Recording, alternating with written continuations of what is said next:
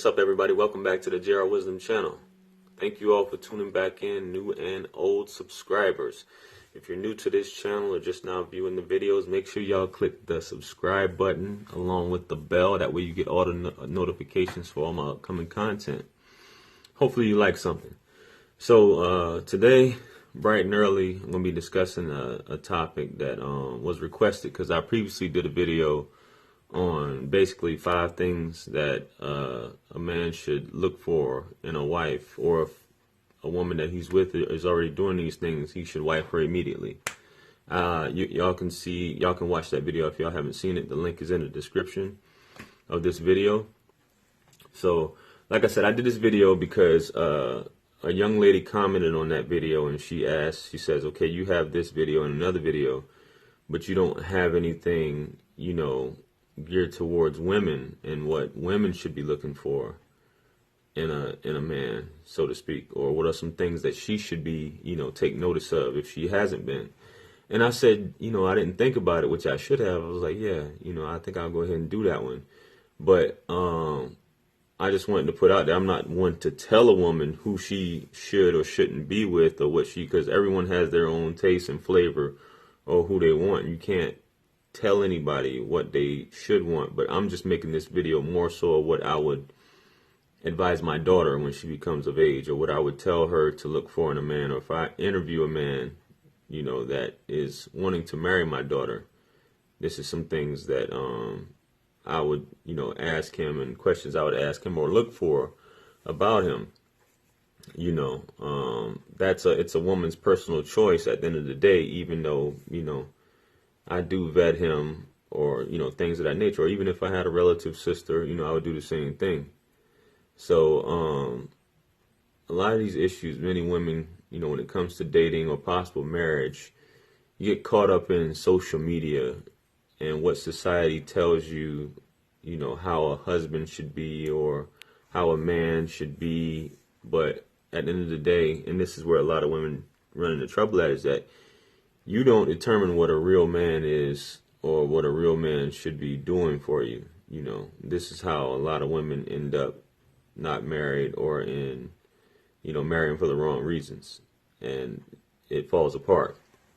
And another reason why it's so important, for a male's perspective, is many other cultures and religions, they have something like a guardian who looks out for the woman, a relative or whatever, and basically, vets this man out, this potential suitor, and they ask these questions, because they know how a man should be. We used to, in the U.S. or Western world, we used to do a lot of this back in the courting stage, when many of the fathers were in the home or present in the lives of many of these girls, these women.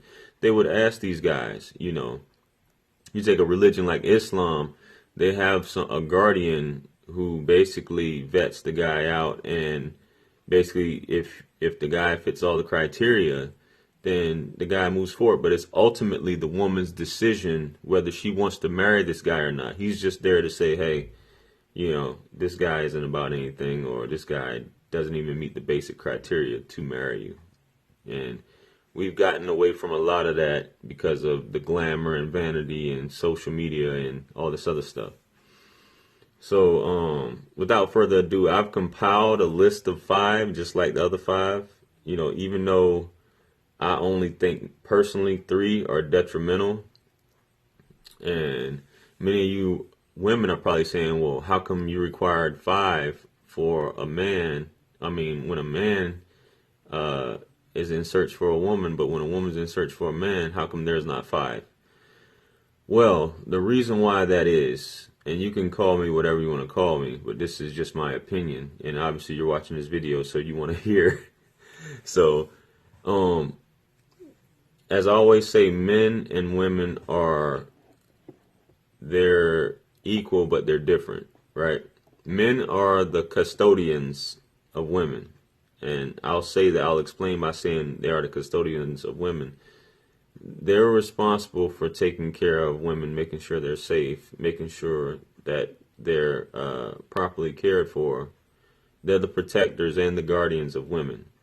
So that's why I only put 3 as opposed to 5.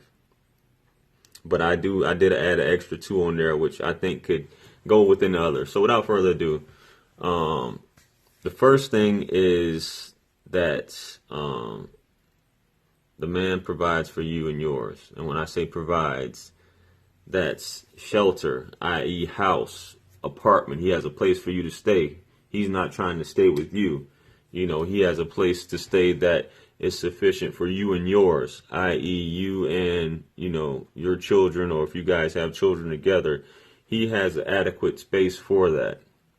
Or if y'all come to an agreement as far as your parents or whatever, but you're the wife. He's married into the family, but he's not marrying the family. So he has a place for you guys to stay. He provides food. He provides, the necessities for this house to be ran. He takes care of the home as far as the structure, the upkeep, the maintenance. He's responsible for that. He provides clothing for you. And I'm going to get into all this other stuff about vanity, whether you saying, well, he needs to buy me, X amount of heels, and I need to have diamond watches and necklaces and all this other BS that isn't really worth anything after you buy it. That's the butter. It's basically liabilities at the end of the day. Clothing obviously is necessary. If he meets all of those and he does all of that, then that's definitely number 1 on the list right there. He has to be that provider. Bottom line. Provides for you and yours if you already have children, like I said. Next thing is he respects you and yours. And there's levels, obviously, of, respect. But when I say respect you and yours, he's not verbally abusive, or physically abusive to you. He respects you. He respects your choices. He respects your opinion. And he just respects you as a person. And there's no negotiating with that. A lot of times many women aren't, based upon the position that they're in, or they've been with a person after a certain amount of time, they might not even know they're being disrespected.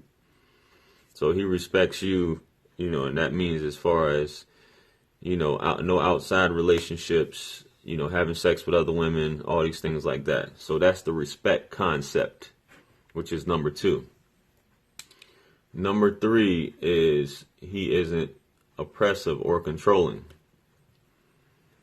When I say he's not oppressive or controlling, that means he's not a micromanager telling you everything, that you should be doing, or following you around, snooping, pressing you. He allows you to own your own things, own your own property.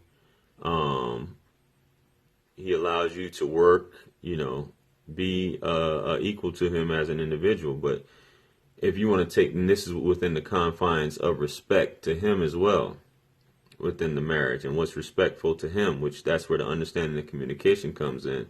Because if you think a man who's telling you, or who his desires is, he doesn't want you wearing certain things,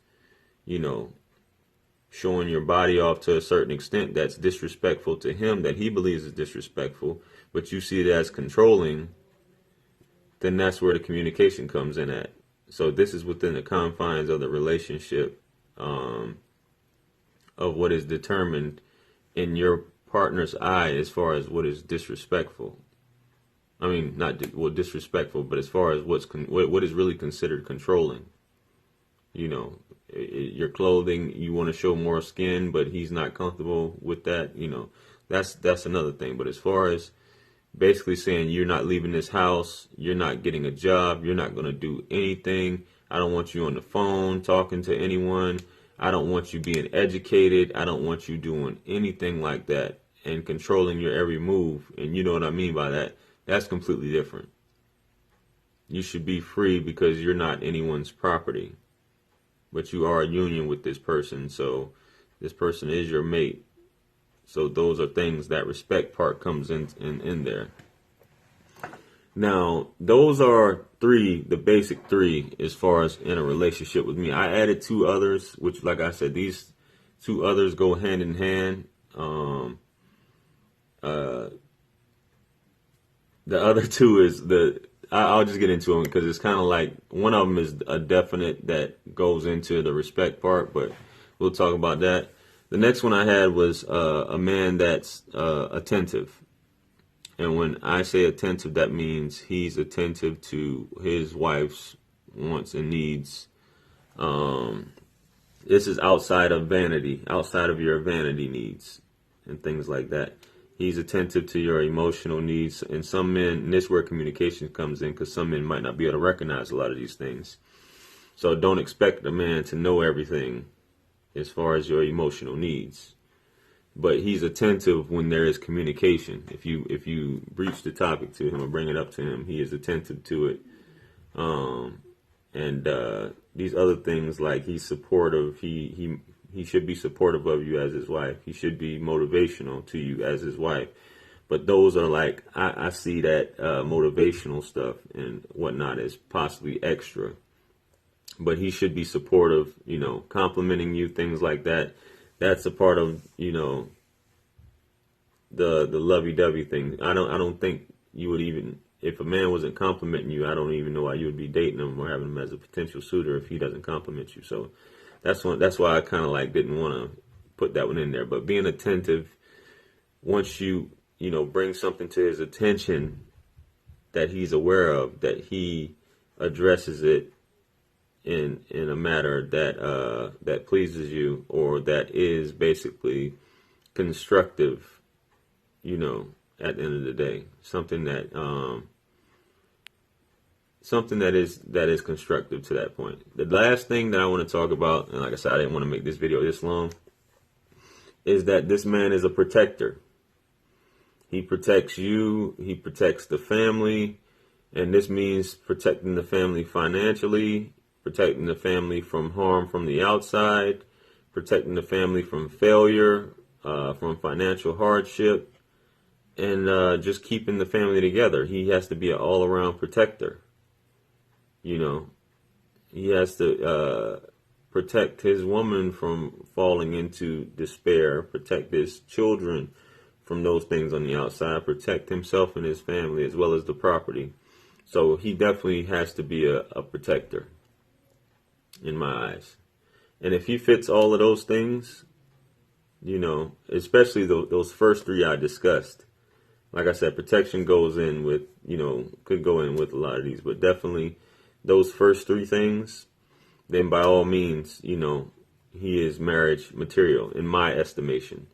All those other bonuses, like him being handsome, him having six-pack, him having long hair or dreads and, big muscles, arms, having a fat bank account, his sexual performance is incredible, which not saying it's not important. He's a good listener, supportive, motivational. Those are great. Like I said, those first three, I believe, are essential. Not to say that all five aren't important, but definitely those top five. If he meets those top five, then by all means, there's no issue on my part, So those are things that definitely, ladies, you should look out for. Feel free to check my other video out. The link is in the description about 5 things that a man should be looking for in a woman. For you fellas, you checking this out, these are some things you can check yourself. I can obviously take my own advice by checking this as well.